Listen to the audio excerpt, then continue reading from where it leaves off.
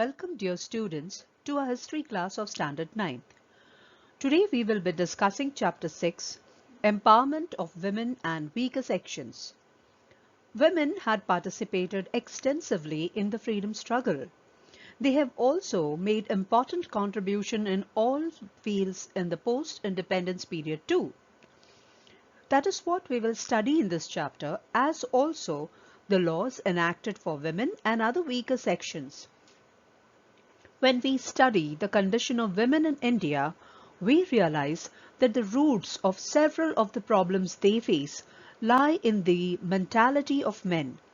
Even in the 21st century, we have not been able to rid ourselves of this male-centered mentality. Bhudan movement was started by Mahatma Gandhi's disciple Vinoba Bhave in April 1951. This movement was born spontaneously at an evening meeting in an Andhra Pradesh village. The movement saw landowners gifting land to the landless. Vinoba Bhave started a Bhudan, that is, gift of land movement, in which he walked from village to village and asked large landowners to adopt him as their son and to give him a portion of their property, which he would then distribute among the landless. The women volunteers gave the message of Bhudan to all parts of India. Within 6 years, about 4.5 million acres of land were collected. Women played an important role in the Telangana peasants' armed struggle, which challenged the feudal system. As their region became free from bonded labor, women also got relief from this suffering. The movement significantly increased the agricultural production as the laborers became owner of their land. The demonstration of women under the leadership of Mrinal Gore in Mumbai against the rising prices and scarcity of basic household commodities just before Diwali came to be known as Latni Morcha, that is, the rolling pin demonstration. Commodities like oil, ghee, rava, maida would become scarce just as Diwali was near at hand. Kerosene had become very expensive. Women came together brandishing their rolling pins and took part in the demonstration. This movement met with success and the public got a glimpse of the united power of women. Chipko movement, also called Chipko Andolan, was a non-violent social and ecological movement by rural villagers, particularly women in India, in the 1970s, aimed at protecting trees and forests slated for government-backed logging. The movement originated in the Himalayan region of Uttarakhand, then part of Uttar Pradesh in 1973, and quickly spread throughout the Indian Himalayas. The Hindi word chipko means to cling to and reflects the demonstrators' primary tactic of embracing trees to impede loggers. The chipko movement thus began to emerge as a peasant and women's movement for forest rights, though the various protests were largely decentralized and autonomous. Chipko protesters utilized a number of other techniques grounded in Mahatma Gandhi's concept of satyagraha, that is, non-violent resistance. For example, Sundarlal Bahuguna famously fasted for 2 weeks in 1974 to protest forest policy. The villagers, having been denied access to a small number of trees with which to build agricultural tools, were outraged when the government allotted a much larger plot to a sporting goods manufacturer. When their appeals were denied, Chandi Prasad Bhatt led villagers into the forest and embraced the trees to prevent logging. After many days of those protests, the government cancelled the company's logging permit and granted the original allotment requested by DGSM.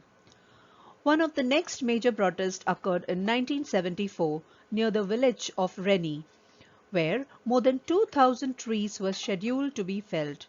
Following a large student-led demonstration, the government summoned the men of the surrounding villages to a nearby city for compensation, ostensibly to allow the loggers to proceed without confrontation.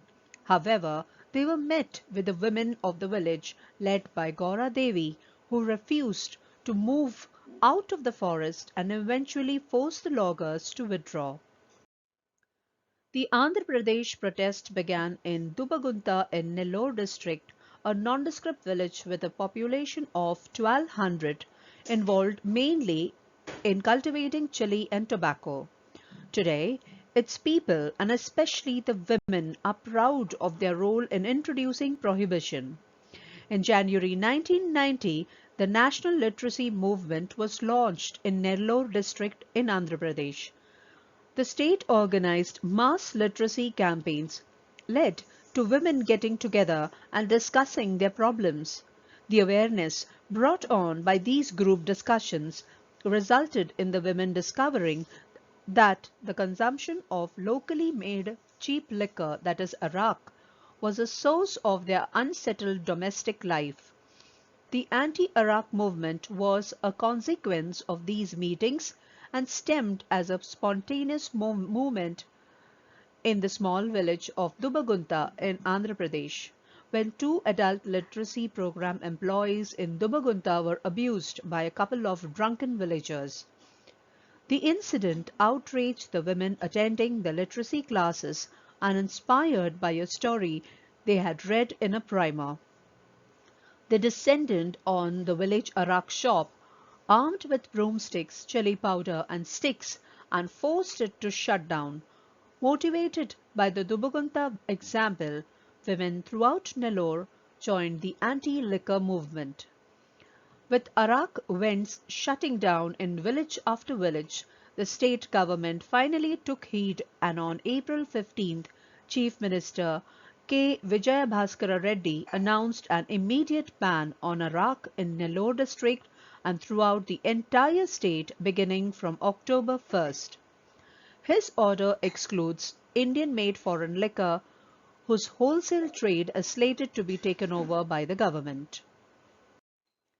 International Women's Year was a name given to 1975 by the United Nations. Since that year, March 8 has been celebrated as International Women's Day. The United Nations declared 1975 to be the International Year for Women. The three aspects of this program included peace, development, and gender equality.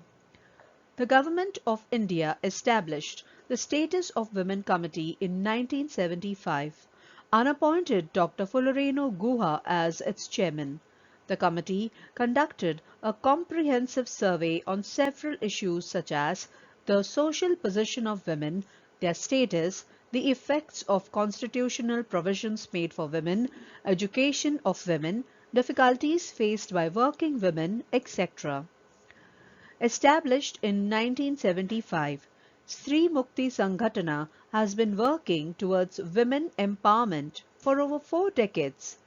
This gave rise to a collection of songs called Stree Muktiji Lalkari. The play Mulgi Zali Ho, that is, Girl is Born by Jyoti Mapsekar, opened doors for women to interact and share their problems. The family counseling centers, in-house monthly publication Prerak Lalkari, programs for adolescents, daycare centers, programs for waste pickers and solid waste management commenced operations to enable sustainable livelihood for women. It has helped thousands of women improve their lives and escape poverty. Its concern for a gender-just world has also coincided with a concern for the environment. Dr. Saudamini Rao was an economist, journalist, feminist, and gender activist. For more than 3 decades, Dr. Rao worked for the empowerment of women, especially to create self-sufficiency and independence among rural women. She was the editor of the magazine Bayaja about women, which has since been discontinued. She was one of the founders of Stree Mukti Andolan Samparka Samiti, formed in 1978. It brought together various organizations working in the field of women's empowerment.